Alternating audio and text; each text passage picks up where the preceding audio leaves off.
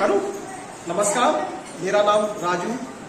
मैं उच्च प्राथमिक विद्यालय बकावली में विकास खंड सिडपुरा जनपद कासगंज में विज्ञान सहायक अध्यापक पद पर कार्यरत हूं। अपने बच्चों को विज्ञान विषय की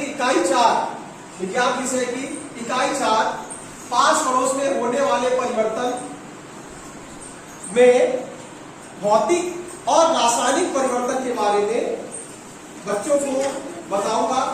और इसका जो कहते हैं लर्निंग आउटकम है, इसमें हम ये जान देखेंगे कि क्या बच्चे हमारे भौतिक और रासायनिक परिवर्तन की अवधारणा है जो उसको समझकर उनमें अंतर कर पाते हैं कि नहीं कर पाते। प्यारे बच्चों, कल मैंने आपको क्या पढ़ाया था? परिवर्तन।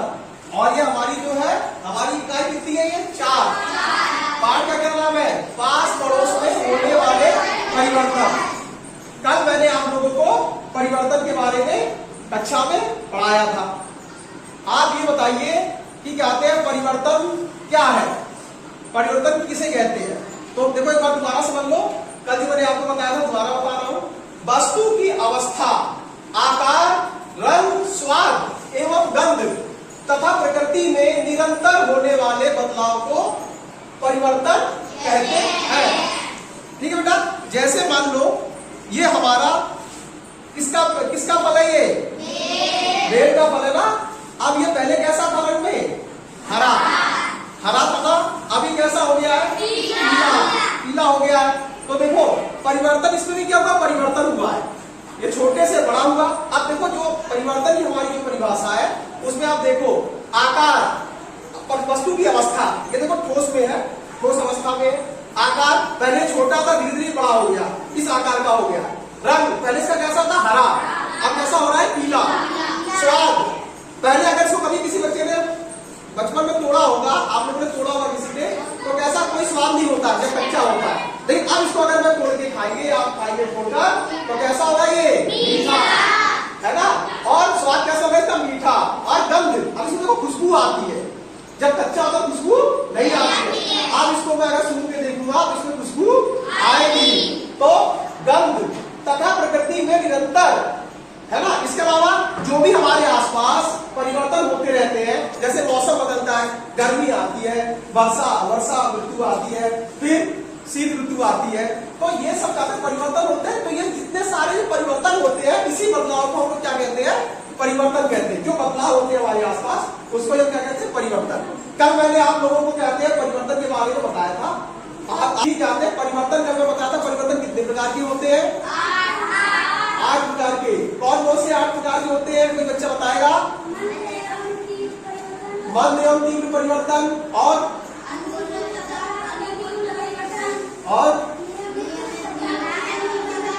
बता बेटा। बहुत अच्छे, शाबाश।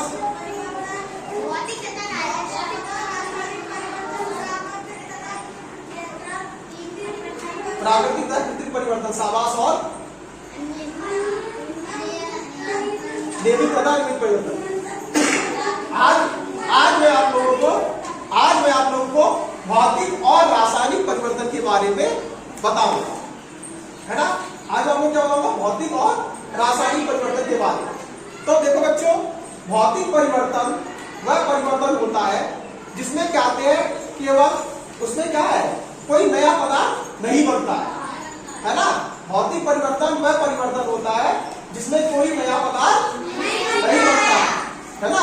और रासायनिक परिवर्तन में एक नया पदार्थ बनता है। तो भौतिक परिवर्तन कौन से होते हैं? जिसमें क्या होता है? कोई नया पदार्थ नहीं बनता है। रासायनिक परिवर्तन कौन से होते हैं? जिसमें कोई नया पदार्थ बन जाता है। ठीक है, आप लोगों को परिवर्तन के बारे में बताया। आप लोग मुझे ये बताओ, अब आप लोग मुझे ये बताओ कि जैसे ये फल जो है, ये फल किसका फल है? ये बेल का। ये फल क्या, इस फल को क्या दोबारा से हम इसको हरा कर सकते हैं? हरा हो जाएगा ये दोबारा हरा नहीं हो पाएगा, है ना। ये दोबारा हरा नहीं हो सकता। एक बार ये पक गया तो ये पक गया। तो इसमें कौन सा परिवर्तन है? रासायनिक परिवर्तन। ठीक है, अब आपको मैंने कहा था आठों परिवर्तन बता दिए थे। अब आज हम जो है भौतिक परिवर्तन और रासायनिक परिवर्तन पर चर्चा करेंगे। आज हम इसमें चर्चा करेंगे भौतिक परिवर्तन और रासायनिक परिवर्तन। आज के अगले साल जो कक्षा 7 में आओगे उसके अंदर भौतिक परिवर्तन और रासायनिक परिवर्तन पर काफी अच्छा दिया हुआ है। अगर आप लोग कक्षा 6 में ही भौतिक परिवर्तन और रासायनिक परिवर्तन को अच्छे से समझ लोगे तो आपको कक्षा 7 में आने वाली जो अपनी कक्षा 7 में आपको बिल्कुल भी दिक्कत नहीं होगी। उसमें भी आपका चौथा पार्ट जो है उसमें भौतिक परिवर्तन और रासायनिक परिवर्तन को बहुत अच्छे से दिया गया है ना। तो आप लोग बेटा समझो भौतिक परिवर्तन कौन सा है और रासायनिक परिवर्तन कौन सा है। तो देखो बेटा वह ऐसा परिवर्तन जिसमें पदार्थ का रूप बदल जाता है लेकिन कोई नया पदार्थ नहीं बनता है उसे क्या कहते हैं हम भौतिक परिवर्तन। तो कौन सा परिवर्तन है भौतिक परिवर्तन। इसका उदाहरण जैसे बर्फ का पिघलना। बर्फ का पिघलना क्या है एक भौतिक परिवर्तन। अगर हम आप लोग आइसक्रीम लेके आते हो, जैसे अभी गर्मी पड़ रही है आप लोग आइसक्रीम लेके जाते हो, बर्फ लेके जाते हो, तो देखो क्या होता है वो आप लेके आते तो क्या पिघलने लगती है, पिघल जाती है। अगर हम उसी बर्फ को दोबारा से अगर फ्रीजर में डाल दें तो क्या होगा दोबारा से जम जाएगी और जैसी ठोस अवस्था में आ जाएगी। बर्फ का पिघलना क्या है भौतिक परिवर्तन। इसी तरह से जैसे देखो बच्चों ये मोमबत्ती है, ये क्या है मोमबत्ती किससे बनी है मोम से। ये किससे बनी है मोम से। अगर मैं इसको जलाता हूं तो अब इसमें कौन सा परिवर्तन होगा रासायनिक परिवर्तन। जब मैं इसको जलाऊंगा तो इसमें होगा रासायनिक परिवर्तन। ये मोमबत्ती धीरे धीरे खत्म होती चली जाएगी। अगर मैं इस मोमबत्ती को और थोड़ा मोमबत्ती ले लूं और इसको मैं किसी बर्तन में रख के इसको पिघलाऊं तो ये पहले क्या होगी ठोस से द्रव अवस्था में बदलेगी। मैंने आप लोगों को पदार्थ की अवस्थाओं के बारे में बताया था कि पदार्थ की कौन कौन सी अवस्था 3 अवस्थाएं होती है। पदार्थ की कौन कौन सी होती है ठोस द्रव गैस। ये सब मोमबत्ती किस अवस्था में है ठोस अवस्था सॉलिड स्टेज में है ये ठोस अवस्था में। इस मोमबत्ती को अगर मैं किसी बर्तन में रखकर इसको मैं पिघलाऊंगा गर्म करके तो ये क्या हो जाएगी ये ठोस अवस्था से द्रव अवस्था में बदल जाएगी। और जब ये बदल जाएगी और जब ये ठंडी होगी तो दोबारा से ये ठोस अवस्था में दोबारा से उसी अवस्था में आ जाएगी। है ना। अगर मैं उसको किसी सांचे में डाल दूंगा करके तो उसी सांचे में हो जाएगी। मान लो मैंने एक मोमबत्ती है, ऐसे में 4-5 मोमबत्ती ले लूं, इनको मैं इकट्ठा करके पिघला दूं और इसको एक बड़े मोमबत्ती की क्योंकि मोमबत्ती से होती सांचे में एक बड़े सांचे में डाल दूं तो 4 मोमबत्ती की एक मोमबत्ती बन जाएगी बड़ी सी, है ना। तो मैं ऐसा भी कर सकता हूँ। ये कैसे कर सकता हूँ क्योंकि इसमें क्या होता है इसमें इनके अणुओं की कोई अणुओं में कुछ नहीं बदलाव होता है केवल इनका क्या कहते हैं इसमें रूप में बदल हो जाएगा और इसमें परिवर्तन होगा किसमें खाली इसके जो है रूप बदलता है। खाली रूप में क्या बदलेगा ठोस से द्रव से भी है ठोस हो जाएगा। बस इतना इसमें फर्क पड़ेगा। अगर मैं इसी मोमबत्ती को मैं अगर इससे मैं जलाता हूँ इस मोमबत्ती को मैं क्या करता हूँ इसको मैं जला दूं। ये क्या है मोमबत्ती क्या हो रही समय जल रही है ना। अब इसमें कौन सा परिवर्तन हो रहा है ये कौन सा परिवर्तन है अगर मैं कोई कागज जलाता हूँ कागज को जला समय ये रासायनिक परिवर्तन। इसमें क्या है अब ये मोमबत्ती धीरे धीरे खत्म हो जाएगी ये दोबारा वापस नहीं मिलेगी हमको। अगर मैं इसी मोम को जब मैं पिघला रहा था तो क्या हो रहा था ये हमें क्या था वापस ठोस से द्रव में बदल के आके और ठंडी होकर फिर ठोस होकर हमें वापस मिल रही थी। और लेकिन इस समय अभी क्या कौन सा परिवर्तन ये रासायनिक परिवर्तन। इसमें क्या है खत्म हो जाएगी। तो ये मोमबत्ती का जलना रासायनिक परिवर्तन है। अभी देखो बच्चों क्या है क्या है ये कागज। इस कागज को अगर मैं जलाता हूं ये कागज में जला रहा हूं। अब ये क्या मुझे ये कागज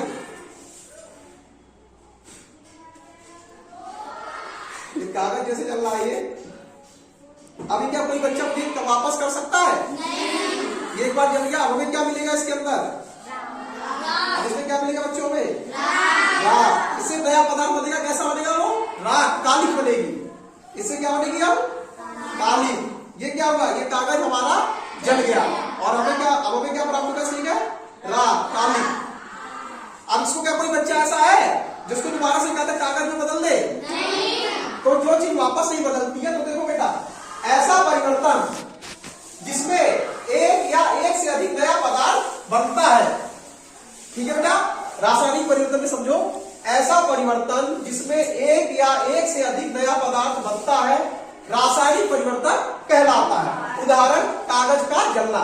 जैसे मैंने आपको अभी ये कागज का जलना आपको दिखाया, तो इसमें क्या हुआ, इसमें एक नया पदार्थ बना। इसमें क्या बना है, नया पदार्थ। कागज ये क्या बन गया, ये राख। ये कौन सा, अभी क्या हम इससे कागज दोबारा प्राप्त कर सकते हैं? नहीं। तो ये कौन सा परिवर्तन है, रासायनिक परिवर्तन। ये कौन सा परिवर्तन है, रासायनिक। हाँ, और अगर मैं क्या इस मोम को, अगर मैं इस मोम को मैं इसको मैं किसी चीज में गर्म करके पिघला दूं, तो ये कौन सा परिवर्तन होगा, तो हमें वो मिल जाएगी वापस उतनी। तो वो है कौन सी आपकी, भौतिक परिवर्तन। अब हम क्या करते हैं, जैसा आपने क्या देख, कई बार करते हैं हम कि हम लोग कहते हैं एक बर्तन में पानी गर्म, एक बर्तन में नमक घोलो, एक बर्तन में नमक घोलते हैं और उसको कहते हैं उसको गर्म करते हैं, उस बर्तन को हम गर्म करते हैं, है ना। अब उसमें क्या होगा कि उसका पानी जब पूरा जल जाएगा, उड़ जाएगा वाष्प बन के, तो उसमें नीचे तली में क्या रह जाता, सफेद सफेद नमक। वो क्या रहेगा, नमक। तो वो भी नमक को अगर हम कहते हैं, अगर हम नमक को हम किसी नमक को अगर हम पानी में घोले और उसको हम गर्म करें, तो जब पानी पूरा वाष्प हो जाएगा, पानी पूरा उड़ जाएगा गैस के अंदर, तो उसमें जो बचेगा वो क्या होगा, उसके अंदर क्या बचेगा, नमक बचेगा। तो ये कौन सा परिवर्तन होगा, ये कौन सा परिवर्तन होगा, ये हम जो खाना खाते हैं, हम लोग जो भोजन करते हैं भोज, उसमें कौन सा परिवर्तन होता है, रासायनिक परिवर्तन। उसमें भी हम लोग जो भोजन करते हैं उसमें कौन सा परिवर्तन होता है, रासायनिक परिवर्तन। फलों के पकने में कौन सा परिवर्तन होता है, रासायनिक परिवर्तन। बर्फ के पिघलने में कौन सा परिवर्तन होता है, भौतिक परिवर्तन। बच्चों, क्या आप लोग चाहते हैं भौतिक परिवर्तन और रासायनिक परिवर्तन को अच्छे से समझ चुके हैं? आप लोग दोनों में अंतर कर लेंगे कि कौन सा भौतिक परिवर्तन है, कौन सा रासायनिक परिवर्तन है। अच्छा, तो मुझे बताओ, भोजन का पचना कौन सा परिवर्तन है, भोजन का पचना कौन सा परिवर्तन है, बर्फ का जमना, बर्फ का जमना